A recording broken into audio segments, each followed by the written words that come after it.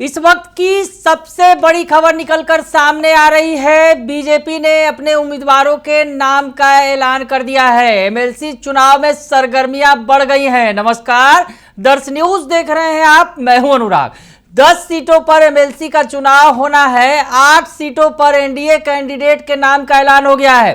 थोड़ी देर पहले जेडीयू के कैंडिडेट के नाम का ऐलान हुआ था और अब तुरंत थोड़ी ही देर बाद बीजेपी ने अपने कैंडिडेट के नाम का ऐलान कर दिया है। लिस्ट जारी हो गई है और सबसे बड़ा नाम है उसमें पवन सिंह का। जी हां, पवन सिंह को एमएलसी बनाया जाएगा। पवन सिंह एमएलसी बनेंगे। पवन सिंह ने इससे पहले लोकसभा चुनाव लड़ा था, हालांकि वो बीजेपी से बागी हो गए थे और उस वक्त लोकसभा चुनाव लड़ा था और उन्होंने पूरा बीजेपी का खेल बिगाड़ दिया था भोजपुरिया बेल्ट में। उसके बाद फिर बीजेपी में आए, बीजेपी के लिए प्रचार किया उन्होंने और बीजेपी के लिए ताबड़तोड़ प्रचार का नतीजा हुआ कि बिहार विधानसभा चुनाव में बीजेपी ने बड़ी सफलता हासिल की। हालांकि माना जा रहा था कि विधानसभा चुनाव में पवन सिंह को उतारा जाएगा, लेकिन उसमें भी मौका नहीं मिला। लेकिन अब एमएलसी चुनाव में पवन सिंह कैंडिडेट बनाए गए हैं बीजेपी के। सबसे बड़ी खबर आपको बता रहे हैं इस वक्त की 4 नामों का ऐलान कर दिया गया है बीजेपी की तरफ से। तो बीजेपी की जो केंद्रीय चुनाव समिति है उसके द्वारा लेटर जारी किया गया है। अरुण सिंह है जो राष्ट्रीय महासचिव है, पार्टी के सह मुख्यालय प्रभारी हैं बीजेपी के, तो उन्होंने ये लेटर जारी किया है।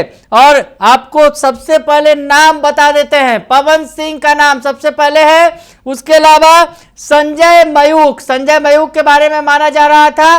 संजय मयूख पर सस्पेंस ये था कि संजय मयूख को क्या बांकीपुर के विधानसभा उपचुनाव में उतारा जाएगा। बांकीपुर के विधानसभा का उपचुनाव होना है क्योंकि ये सीट खाली हुई है। बीजेपी के राष्ट्रीय अध्यक्ष बने नितिन नवीन, उन्होंने यहां से इस्तीफा दिया, वो राज्यसभा चले गए। तो ऐसे में बांकीपुर विधानसभा उपचुनाव के नाम पर उपचुनाव में संजय मयूख का नाम भी बड़ी ही तेजी से तैर रहा था। दरअसल कायस्थ समाज से आते हैं, तो ऐसे में माना यह जा रहा था कि संजय मयूख दावेदार हो सकते हैं। लेकिन अब एमएलसी चुनाव में संजय मयूख का नाम सामने आ गया है। इसका मतलब ये तय हो गया कि अब बांकीपुर से संजय मयूख चुनाव नहीं लड़ेंगे, कोई और कैंडिडेट होगा। संजय मयूख एमएलसी बनेंगे, यानी एमएलसी थे और अब एमएलसी के चुनाव में फिर से उन्हें मौका दिया गया है, उतारा गया है। और उसके अलावा अमित कुमार ठाकुर, अगला नाम है अनिल कुमार ठाकुर, माफ कीजिएगा, अनिल कुमार ठाकुर है अगले कैंडिडेट। और उसके अलावा चौथी कैंडिडेट है, महिला कैंडिडेट है शीला पंडित। तो ये कुल 4 नाम जो है बीजेपी की तरफ से ऐलान कर दिए गए हैं।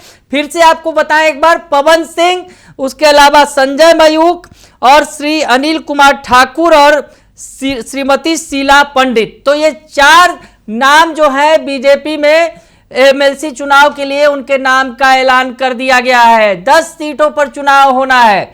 अब ये देखना दिलचस्प होगा कि 9वीं सीट के लिए तो एक सीट नाम तय माना जा रहा है जो बिहार सरकार में मंत्री बने हैं, उपेंद्र कुशवाहा के बेटे दीपक प्रकाश, उनका नाम होगा, ये तो तय है। लेकिन 10वीं सीट पर क्या कैंडिडेट उतारेगी एनडीए, ये बड़ा सवाल है।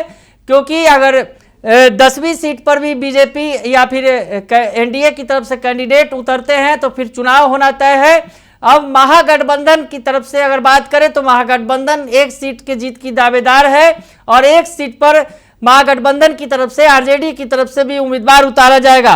तो अभी कुल 8 नाम एनडीए की तरफ से आ गए हैं। फिर से आपको बताएं, पवन सिंह, संजय मयूख, अनिल कुमार ठाकुर और शीला पंडित, ये जो 4 नाम हैं ये बीजेपी कैंडिडेट होंगे। उसके अलावा आपको बताएं फिर से एक बार कि जो जेडीयू की लिस्ट हुई थी वो भी दिखा दें कि जेडीयू के कौन से 4 नाम हैं। तो जेडीयू में निशांत कुमार जो नीतीश कुमार के बेटे हैं, पटना से वो चुनाव लड़ेंगे। उसके अलावा भारती मेहता मधुबनी से चुनाव लड़ेंगी। शिवरानी देवी प्रजापति जो है वो पश्चिम चंपारण से चुनाव लड़ेंगी और ललन प्रसाद शेखपुरा से उपचुनाव लड़ेंगे। तो जेडीयू ने भी अपने 4 सीटों का ऐलान कर दिया, बीजेपी ने भी 4 सीटों का ऐलान कर दिया है, यानी कुल 8 सीटों पर कैंडिडेट के नाम का ऐलान हो गया है। तो अब बेसब्री से इंतजार होगा बाकी 2 सीटों पर क्या होता है, क्योंकि 1 सीट की जहां तक बात हो रही है, 1 सीट तो उपेंद्र कुशवाहा के खाते में जाएगी और दूसरी सीट जो है चिराग पासवान के खाते में जाएगी। तो चुनाव होंगे, क्या कुछ होगा ये अभी थोड़ी देर में और स्पष्ट हो जाएगा, क्योंकि लिस्ट जारी कर दिए गए हैं और ये भी कहा जा रहा है कि जो एनडीए के तमाम कैंडिडेट हैं 7 जाकर नॉमिनेशन करेंगे। 8 तारीख नॉमिनेशन का आखिरी वक्त है, आखिरी दिन है।